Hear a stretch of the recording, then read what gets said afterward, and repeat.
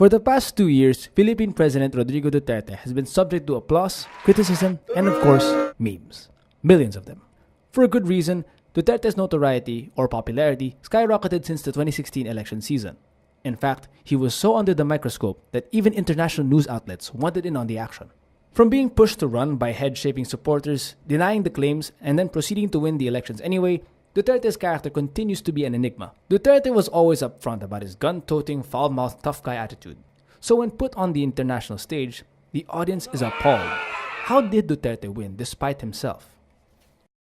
For us to better understand Duterte's way of thinking and contemporary politics in the Philippines, we have to go back to two very prominent philosophers and one of television's most dominating form of entertainment, wrestling. With a tagline as strong and direct as change is coming, it's curious to ask what is going on behind all the vicious death threats and anti-American rhetoric.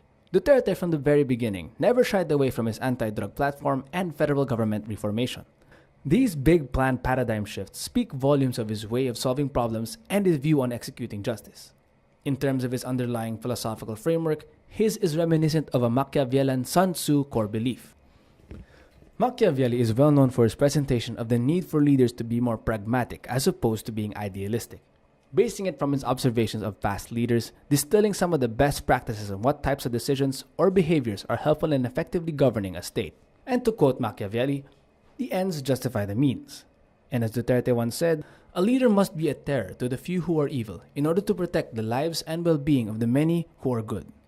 The cost of attaining a peaceful future for the younger generation is virtually irrelevant to the president. In fact, he is even nicknamed after one of pop culture's biggest symbols of vigilante justice, the Punisher.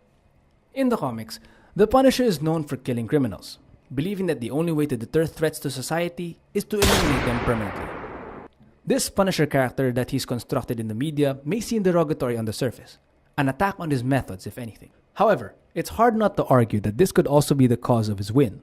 Statistics show that 99.6% of Davaoeños voted for him during the election.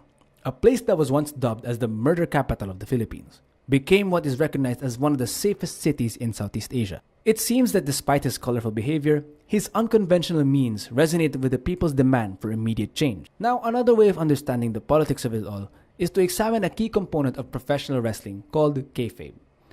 Kayfabe is a term used in wrestling to describe predetermined events or narratives that are treated as true by both the producers and the consumers.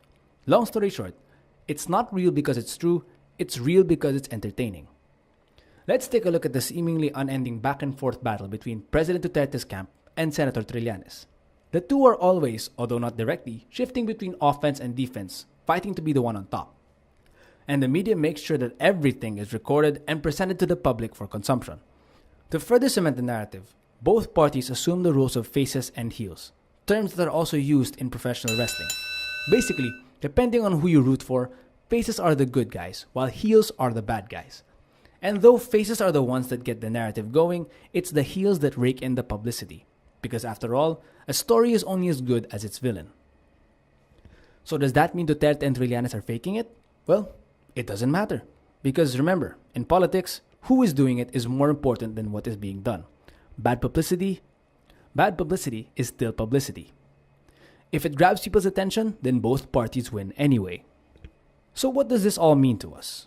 Are we supposed to accept Duterte's behavior and receive it how we would receive a television drama? Or should we reject the unnecessary humor and branding that Duterte has built around himself? Well, as much as we would love to see the president ride a jet ski by himself and plant the Philippine flag over the disputed Spratly Islands, we believe it's best to probably take his statements with little grain of salt.